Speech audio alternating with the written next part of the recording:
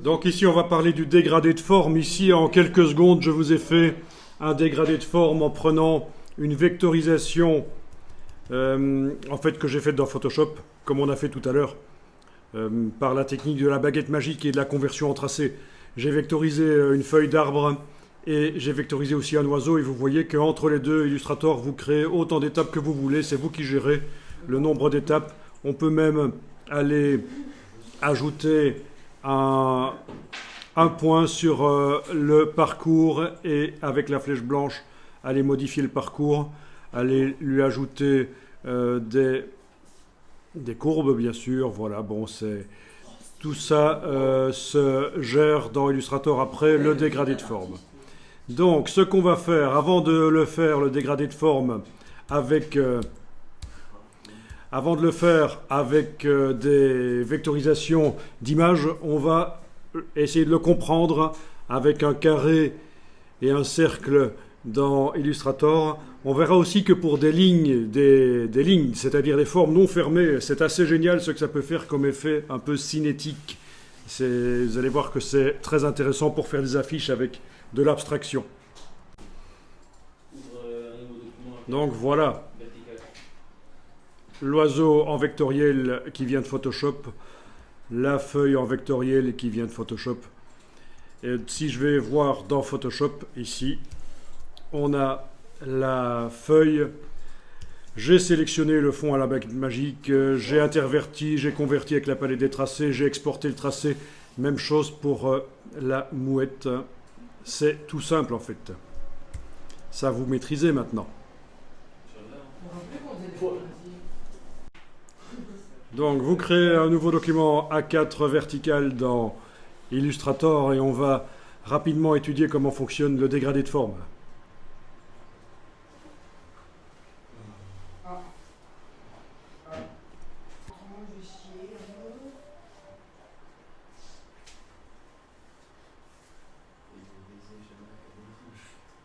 Bon, apparemment, j'ai pas fait un A4, alors je vais aller changer ça ici. Oui, j'ai fait un format lettre. On peut encore le changer après l'avoir fait. Par l'outil plan de travail et en affichant ce qu'on appelle la barre contrôle. Dans le menu fenêtre, barre contrôle, outil plan de travail et barre contrôle, vous avez encore la possibilité de modifier ici la taille du document, autrement qu'en prenant les poignées.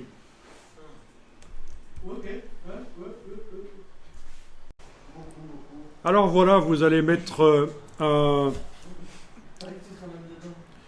écoutez, mettez un polygone par exemple, hein, on va changer pour, au lieu d'un carré et d'un cercle, prenons des formats un peu plus complexes. Un polygone, c'est l'occasion de voir comment on fait des polygones avec un certain nombre de côtés.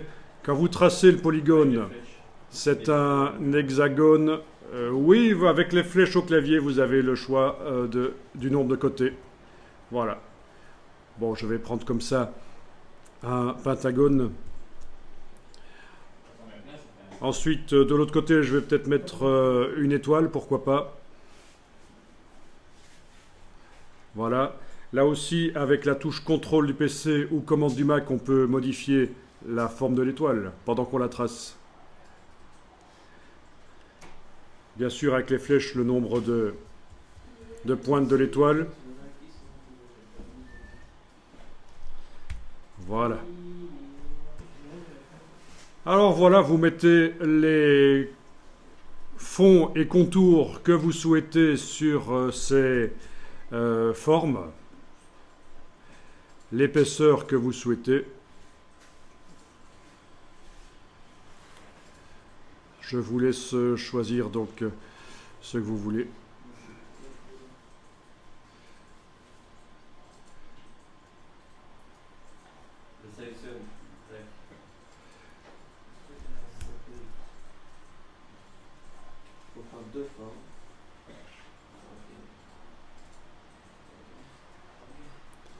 Vous avez la palette contour pour modifier l'épaisseur.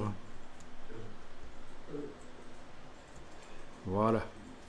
Et en fait, le morphing, puisque c'est de ça qu'il s'agit, va se faire entre mon pentagone dans mon cas et l'étoile, mais la couleur va se morpher aussi, le contour va se morpher. l'épaisseur du contour aussi, qui est plus épaisse sur le pentagone que sur l'étoile. Alors, on va enregistrer ça dans un dossier.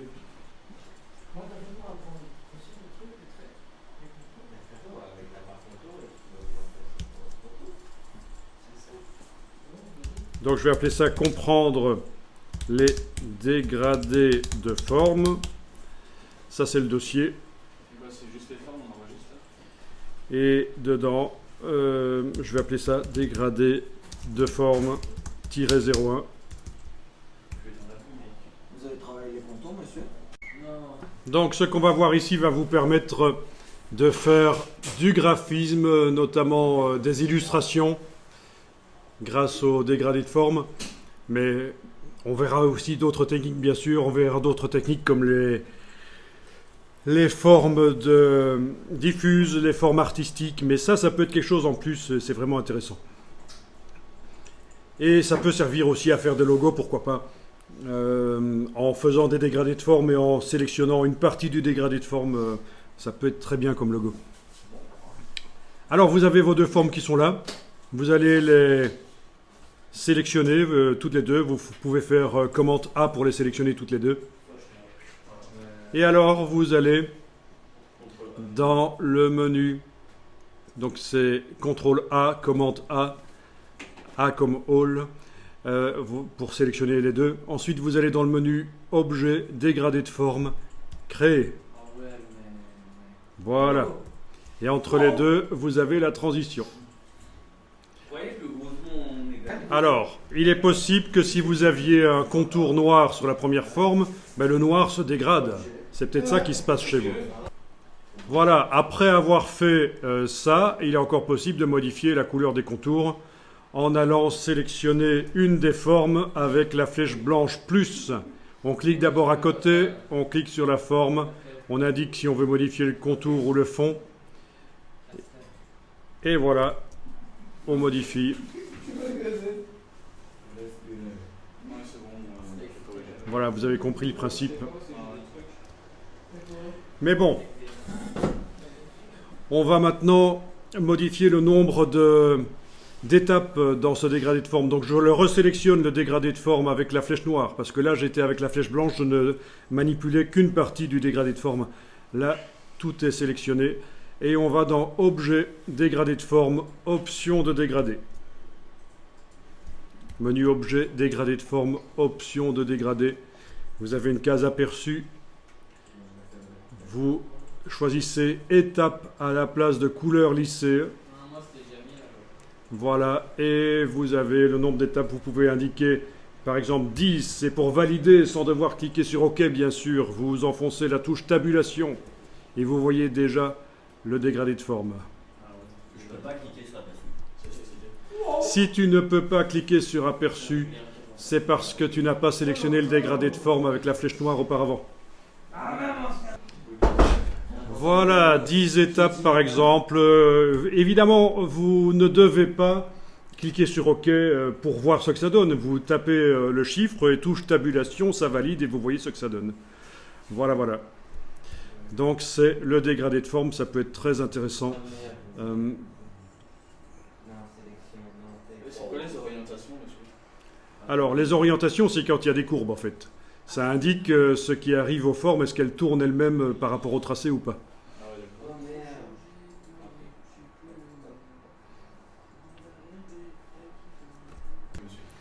Alors, oui, vous pouvez enregistrer, ce serait une sécurité. Est-ce que ça a été pour tout le monde pour faire ça? Oui, Oui, pas... ça, mais j'ai pas autant de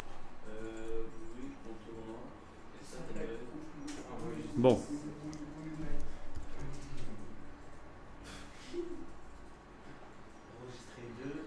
Il n'est pas certain que les contours apportent quelque chose ici. Vous savez pourquoi il y a des points d'interrogation à cet endroit-ci? Parce qu'il s'est perdu un peu. Parce qu'on a une sélection multiple. Quand je prends la flèche blanche plus et que je clique à côté, puis je clique sur la première forme, je vois que c'est du bleu. Je clique sur la dernière forme, je vois que c'est cette couleur-là. J'active les deux avec la touche majuscule. Avec CTRL A ou... Non, je vais plutôt sélectionner tout avec la flèche noire.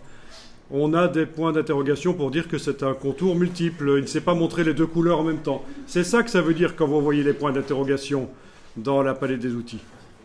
Donc, voilà, je vais peut-être enlever les contours, ou peut-être en mettre des blancs un peu moins, voilà, des blancs un peu moins épais.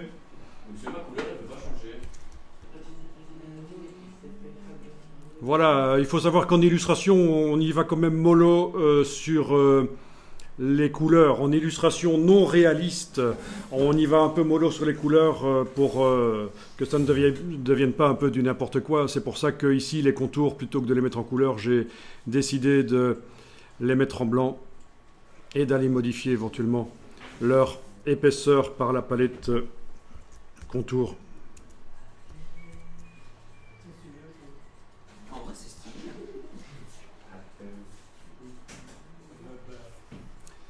Alors, ce qu'on va faire, c'est éventuellement mettre une courbe entre les deux formes. Donc,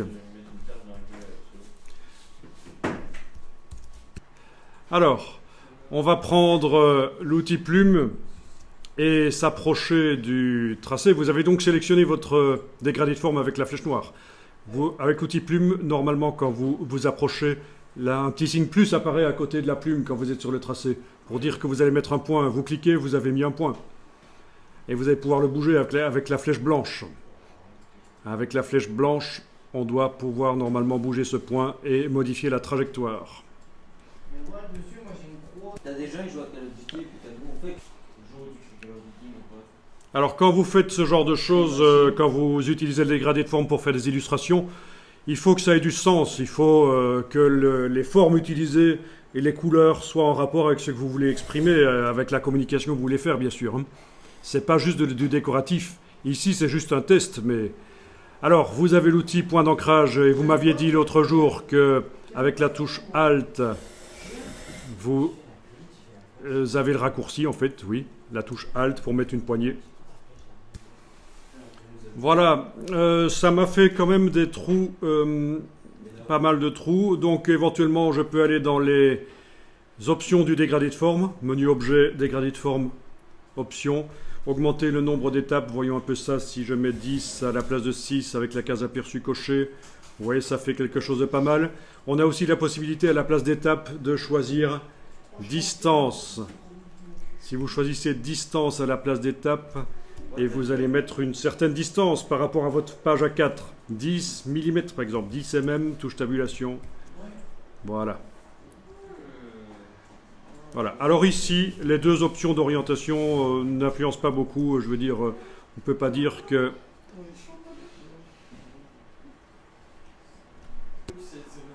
Ok, donc, les tangentes, je les ai ajoutées avec la plume en enfonçant la touche Alt et en faisant un cliquer-glisser. Un peu comme ça, voilà. Là, je viens de les enlever. Donc, plume, touche Alt, je clique, je glisse. Ça fait un nœud, je vais dans l'autre sens. Voilà. Donc, c'est l'équivalent de l'outil. En fait, c'est le raccourci de l'outil point d'ancrage quand on est en train d'utiliser la plume, la touche Alt. C'est vous-même qui me l'avez dit hier qu'on vous avait expliqué comme ça. Alors, encore mieux ici, je vais créer un cercle. Voilà, un cercle. Évidemment, d'une taille similaire aux deux autres objets pour bien faire. Et je vais lui mettre une couleur de fond. La voilà. Et alors, je vais l'intégrer, ce cercle, l'intégrer dans le dégradé de forme. Il va aller là au milieu.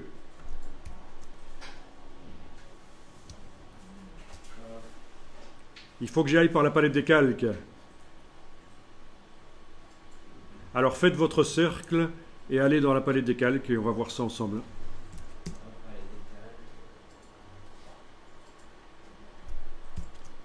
Dans la palette des calques, on a deux objets. L'objet dégradé de forme qui contient deux objets à chaque extrémité bien sûr, mais voilà. Et un tracé. Bonjour monsieur. La clé du local. Bon ben regardez ça, je glisse l'ellipse sur le système de dégradé de forme, comme ça. Là. Oula. Eh oui. et je vais aller l'insérer entre l'étoile et le polygone. Et voilà, ça passe d'un polygone vers l'étoile. Je vais aller modifier un peu l'extrémité avec la flèche blanche, l'extrémité du tracé, voilà. Peut-être le nombre d'étapes. Et donc vous avez vu comment insérer, voire même supprimer, remplacer un des objets, parce que si à ce stade-ci, on supprimait l'étoile par exemple, eh bien c'est le cercle qui va la remplacer en principe. Si je supprime l'étoile de la palette des calques, là, voilà, en effet c'est le cercle qui est au bout maintenant. J'ai pas compris, moi. Ouais, c'est vrai. J'annule. Tu as glissé le rond C'est ce que j'ai fait, frère. dans ton truc de dégradation. Si on supprime le polygone, c'est le cercle qui est au bout. Voilà. Voilà, c'est bon. Il est fait. Ça change. Enregistrez le document comme bon vous semble, au fur et à mesure que vous faites des tests comme ça. C'est cool, mais si tu vois quel rond dedans, il est plein, c'est juste que tu as laissé en ligne. Donc ce qu'il faut comprendre par rapport à ce qu'on a vu, ce qu'on voit ici à la formation, c'est que vu que la formation est assez courte, je vous oriente directement vers des systèmes qui permettent de générer du graphisme et avec du rythme. Donc si vous remarquez ce qu'on a vu hier, la symétrie, oui, il n'y avait pas vraiment du rythme, mais après-midi, le mandala, il y avait du rythme. Voilà, le logo ce matin avec les encoches, ça crée du graphisme et le fait que c'est une épaisseur identique partout, ça crée aussi un rythme graphique. Donc voilà, c'est pour faire des choses qui ont quand même assez d'expressivité. Et ce qu'on va faire maintenant, là, c'est un dégradé de forme, mais avec des formes non fermées, des lignes, quoi. Voilà un nouveau document. Ce sera plus clair de le faire dans un nouveau document. Vous avez gagné toi. C'est fini le truc? Alors, vous avez votre page. Vous allez dessiner, par exemple, au crayon, une ligne. Vous choisissez de faire une ligne verticale ou horizontale, c'est vous qui voyez. Voilà. Donc, Avec le crayon. une ligne. Ben oui, au crayon, ce sera plus simple que de le faire à la plume.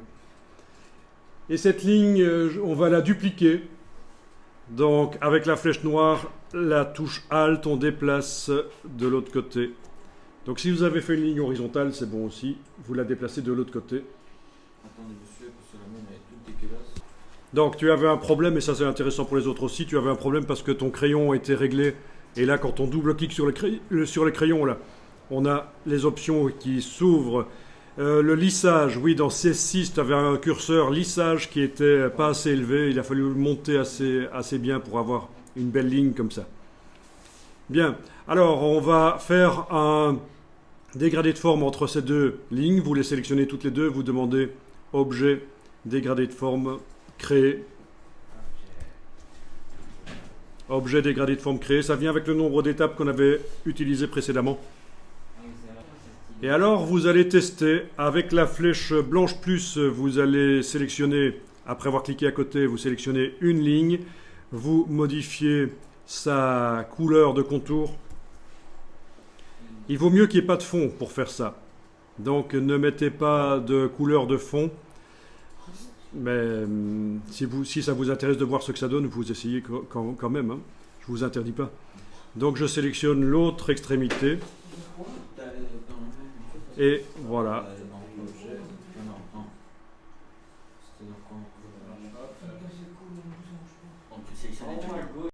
Alors, autre chose.